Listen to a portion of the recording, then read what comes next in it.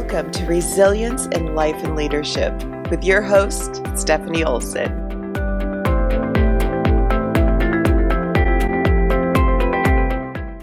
Hi, I'm Stephanie Olson. Welcome to Resilience in Life and Leadership, and I am excited to introduce to you Corbin Elliott.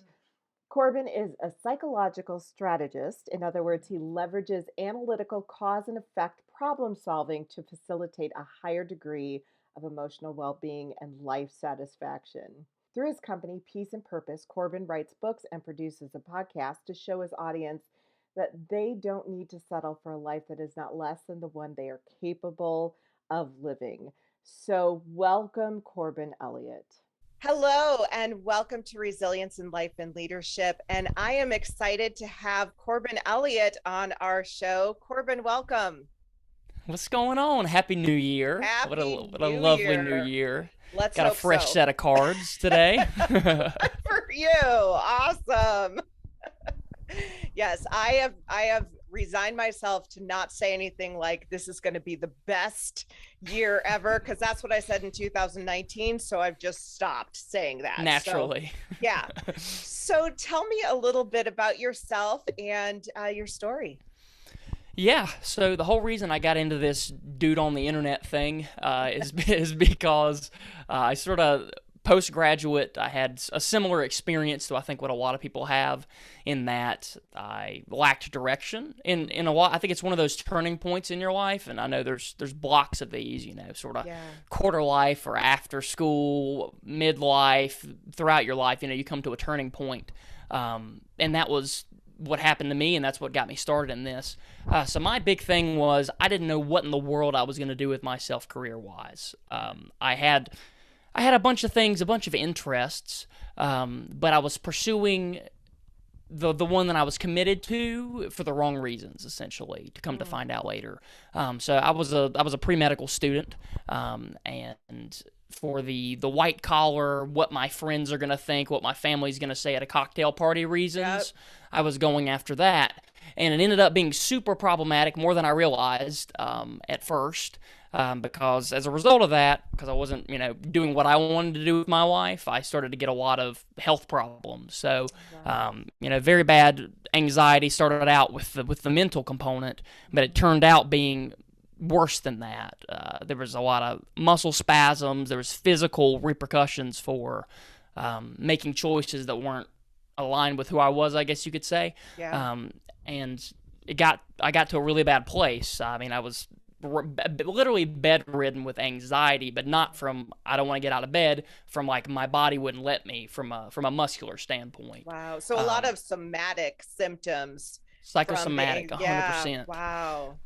So a lot of psychosomatic symptoms. I mean, a full week I was stuck in bed, like could not get up and go to the kitchen or anywhere on my own. Wow.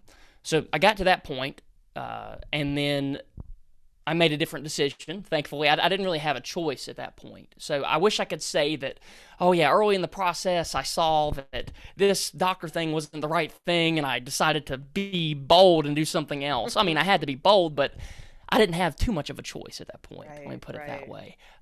So my story is really turning that around, and starting to do some unorthodox things that ended up making me happier and sort of got me to a pretty good place where I am today. So that's really what got me started on the internet. And I feel like my job now in regards to that specific story is just giving other people context, regardless of how old they are. If they're in a moment of indecision with they were trying to make a decision between, being in a relationship or not, or continuing on a career path or not. I sort of look at myself as someone that provides context to those decisions for people. So that's a little bit about me. So why do you think that you were driven towards the medical field? I mean, I'm sure there are certain things that were driving you there, but why was that something that you were holding on so tightly to? Sure. So to start out, there's the driving force. There were a couple. It wasn't all just like safety, whatever. That Yeah. was so part of it was safety, right? Everybody wants the safe white collar job, so that was one part.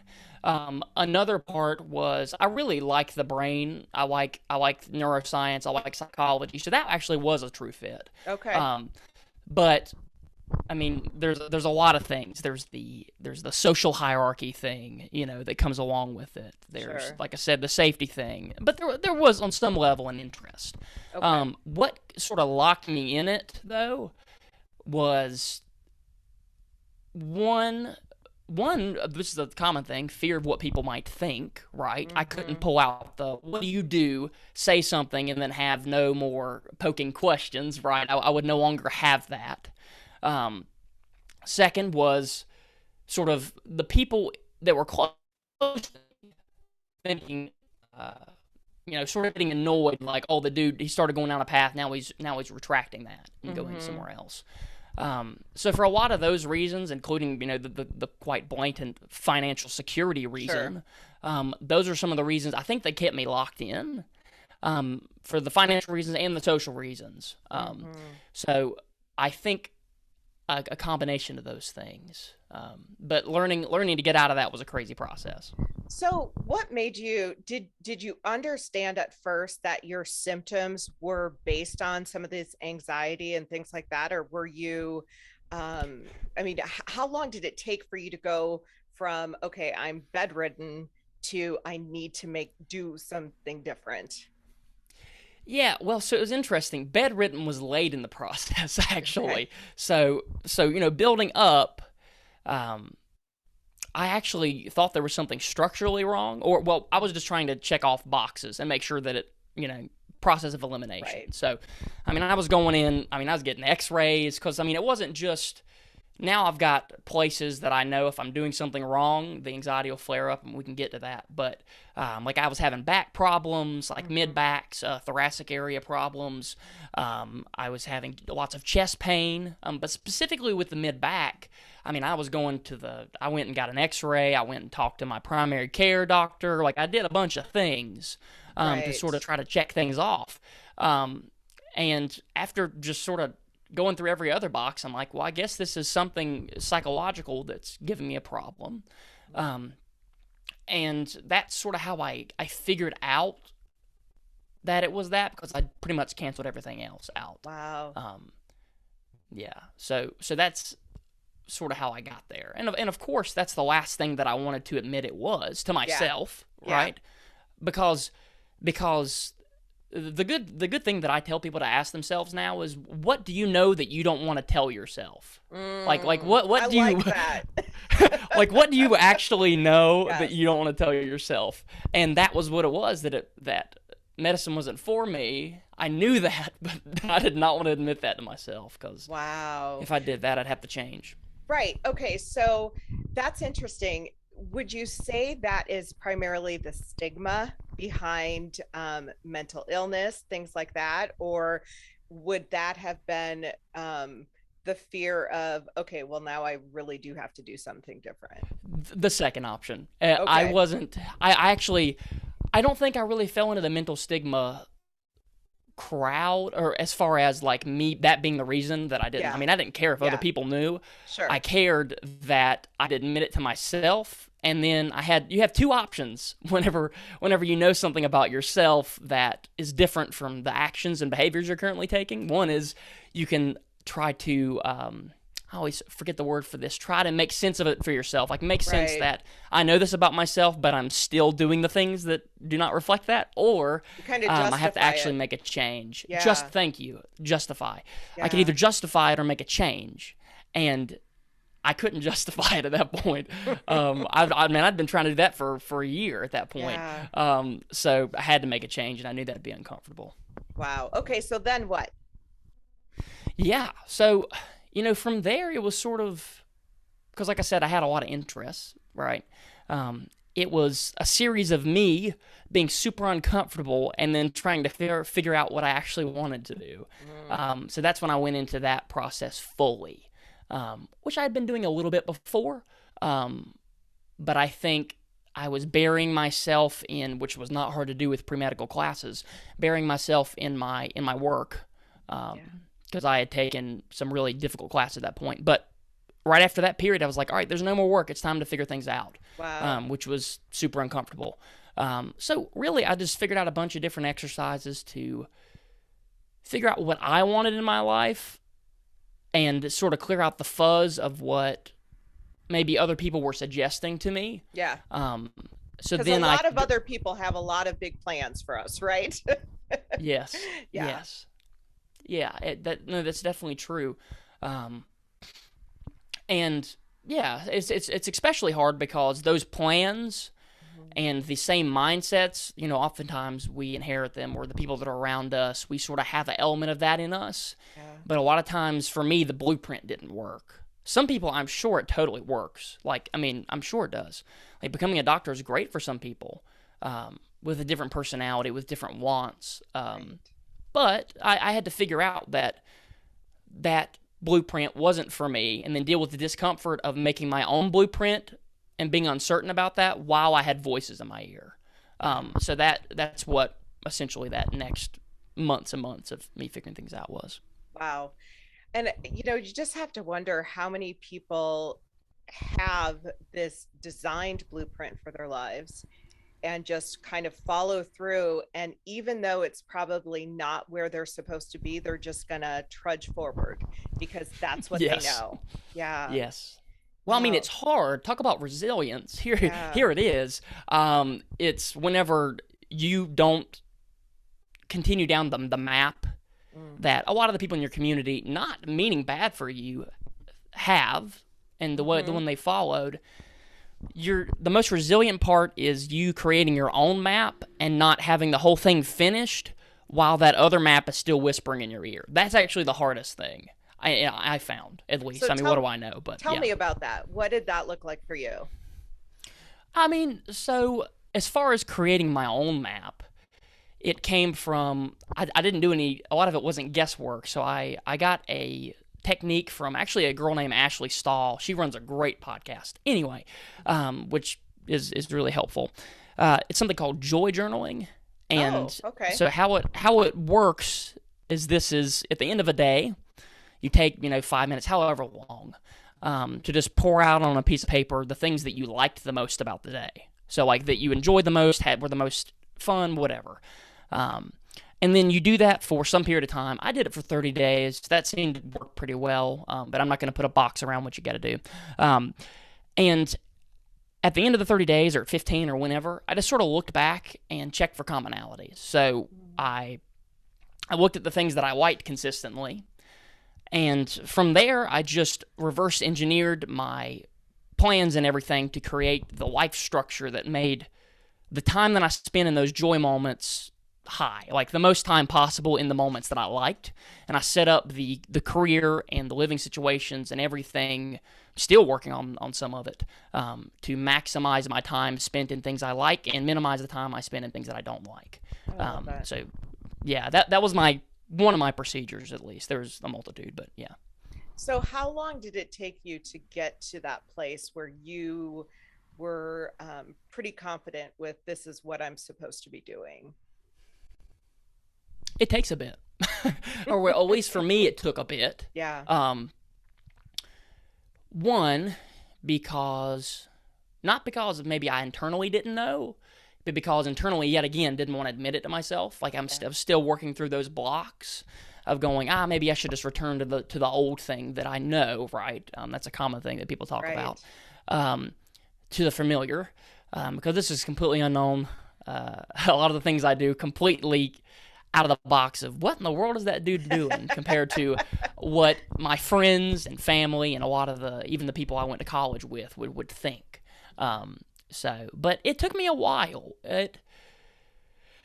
I mean, at least 6 months, Yeah. and that's after the back spasms. Wow. Um, So, okay, so tell us what you're doing today then. And then I want to go back to the health issues. So, sure, tell us what you're doing, what Corbin's blueprint looked like essentially. sure. Corbin's blueprint. So So this one primarily for me was a career thing. So I'll talk about that area. So the blueprint for career is the things that I do currently. I sell stuff. This is just for financial. So I Yeah. intentionally want to erase because I want to spend most of my time in things I enjoy. So I wanted to erase the financial component as much as I could, or at least to worry about the basic necessities. Yeah. So my play for that is I sell things. People don't realize how much free stuff there is out there to sell. So I actually have a bunch of free stuff from people that, hey, I've got a basement full of stuff, and then I'll clean up your basement. I'll take the stuff, sell the stuff. So it's all free stuff that I'm selling. So I sell that stuff, and then I buy rental real estate properties with that. Wow. With whatever that is. So the reason I do that specifically, though, is because my metric for goal setting essentially is what I call monthly cash flow from real estate. So how much I can make in profit from real estate rental properties. So the reason I do that strategy is because I'm looking for something that provides me with supplemental income that covers basic expenses on a monthly basis. That way, I have no excuse to not do the things that I want to do, at least from a financial standpoint. Right. So I'm basically removing barriers to entry. So I do that. That's generally on the weekends, some weeknights or whatever. And then the other thing I do now is I've started like a pseudo media company. So what I do is produce the podcast. We're in our 4th season now. And yes, and work on that. I'm doing that. I also am a musician. I've been a musician for a long time. So in college, that's what I did primarily. Awesome. So yeah, I was really fortunate in college, got to tour everywhere, and it was super fun. It was awesome.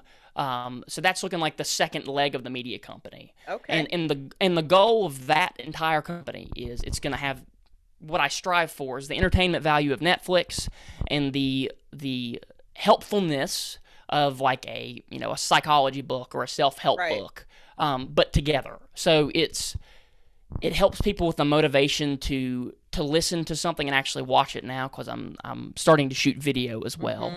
And it has the helpful components that I want, because I've always been interested in psychology and the positive emotion to negative emotion sort of spectrum. I'm looking to root people in positive. And then entertainment value of I've always been on the stage, acted, sang, did all that thing, so I can do the entertainment part, but simultaneously have the helpfulness of psychology and that sort of thing. I love that. So yeah, that's my passion project, and really the thing I get to spend most of my time in now, which is really good. So yeah. So that's the goal. That's the ultimate goal. So what would you tell people if they're kind of stuck in this place that they're not, they want to do something different. They're not feeling fulfilled, or they're thinking, gosh, this is not where I'm supposed to be. I want to move forward. What would you tell those people? Yeah. So the first thing is destroy barriers. So like a lot of people, it's going to be, well, it depends on what you're looking at. So if it's in the spectrum of career, likely there's going to be, at least in my experience, because that's what I'm talking to, there's going to be a financial barrier and there's going to be a social barrier, at least normally. So your first goal will be, especially if you have a family, your first goal will be erasing those barriers. And I think that goes across to anything. If it's a relationship, if it's like somewhere that you live, if you live somewhere and you want to move somewhere else, something like that. So the first thing is, once you know that that's what you want to do, which I'd recommend exercises like the Joy Journal and such, then you want to remove barriers to entry so that you don't have the falter period, which is the period where you're sort of one foot on one side of the fence, one foot on the other, which is inherent as you're in the process of creating that thing. Right. And for me, I eliminate the financial barrier by doing the real estate and selling equipment, that sort of thing. I eliminate the social barrier by honestly realizing that have an abundance mindset, and what I mean by that is there's like, what is there, 8 billion of us? Like there's people out there who are gonna be like, yeah, and I have the same passion as you. Getting yourself around those people and not realize and getting past the scarcity mindset of everybody around me doesn't think that this is the right move. Right. You don't realizing that there's 8 billion people, and some of those people are going to go, that's the right move. Yeah. So find those people. So that helps with the social. That's just one little thing. You can do other things. But anyway, eliminate barriers as much as possible. And then once you've eliminated barriers, it's going to be much easier for you to, as long as you know what you want to do, which was step one, you can just sort of fall into it. Yeah. No, that's good. So once you started doing what you loved, once you started realizing, okay, this is where I want to be, how long did it take for your body to follow along? Yeah, that's a really interesting question. I don't think I've been asked that one. That's good. um, I love the it questions that make you go, Oh, just 100%. make you think. Me too. Me too, because it's interesting. So I still, thankfully, actually, I actually befriended anxiety. So Mm, I get it now. After I didn't have muscle spasms or anything crazy after a mm-hmm. short, not a long period after that, right? Um, but I still get a little tingle in my chest, like a little, not, maybe it's tightness a little bit, and Mm-hmm. it's right. Sorry, the mic's getting crazy. It's right here, and Mm, I know that's my anxiety. So I know right. that. So if I'm doing something that doesn't match up with what I actually want to do, my body and lets me know. And I use Okay. that as a metric for tracking the quality of my decisions, or at Yeah. least how well they align with what I want. Um, and I'm glad I have that. I've reframed what I think of anxiety. Because, I mean, at that point, it was so bad at one point where, of course, I was treating it as well as I could. Now, Mm, no treatment whatsoever, and I use it as a marker. wow. Because it's not bad now, right? I mean, it's just like very subtle feeling. Yeah. Um, and now I just use that to see if I'm aligned with what I'm supposed to be doing. So That's I actually fascinating. I'm partnered with anxiety actually. That's fascinating. I have never heard that as a tool, but that makes a lot of sense. And I think when you know your body and you know how it's reacting or what it's reacting to, it's so much easier to figure that out and control what those next moves might be. Right. And during the period where I was really having a tough time, I got really into like mindfulness and meditation and journaling and all these different things that help with self awareness. Because I was trying to figure out what to do and to calm Yeah. down because I was freaking out. Yeah. So there was two Right. different reasons, but that actually helped me a lot now because I have the body awareness to realize when that's flaring up, and that's how I mark things in my life Yeah. and make novel decisions or new decisions. So yeah. That's good. That's good. So, what would you say are those key components of success that you've taken from what you've experienced, what other people can use? Sure. So I actually don't even play with success and failure. So I actually created well, I didn't create new words. I applied new words to Yeah, these. I call them hit and miss. So success and failure I is, like that. for me, it's too emotionally Final. driven. Yeah, It's too final too, actually. yeah. But it's too negative positive for me. Mm, mm-hmm. So hit and miss tend to sit closer to the centrality of the spectrum, to say it in a weird fancy way, but like it's close. It's less polar, I guess you could say. So it hits right here and a miss is right here, as opposed to success, failure. And the whole thing that I do, and I defined hit or success as when you pre-select an effect or an outcome, and then the causes that you put in place do create that outcome. So like I think everything is a cause and effect situation. Sure. So like if I read a textbook and learn how to add fractions, reading the Ugh. textbook as the cause, reading the textbook as the cause did create the desired effect if I retained the information, and that would be considered a Yeah. hit. Okay. So success is setting an effect and then putting causes in action that do create the effect, as opposed to putting causes in action and then getting a different effect that wasn't the one that you set initially. So because that breaks down the definition of success as being certain outcomes Right. Now you can predetermine your own outcome, knowing yourself, and success is based off of whether you got that outcome or not. That's So right. successful is far more subjective Yeah. to the individual. Oh, I love that. But That is good. yeah, that's how I play it because um, something that makes one person happy, like a specific means, Mm-hmm. won't do the same for another person. I've seen that with people in my life, friends, family, Right. with the blueprint that works for them. So I redefined that. But I would say a good way to select outcomes, be successful, aka select outcomes and then put causes into place for it, is just testing. So like everything's testing. Like there's no failure. Failure is a miss, and that's just like a hypothesis that didn't run true. So you're going to make a different hypothesis of the desired effect.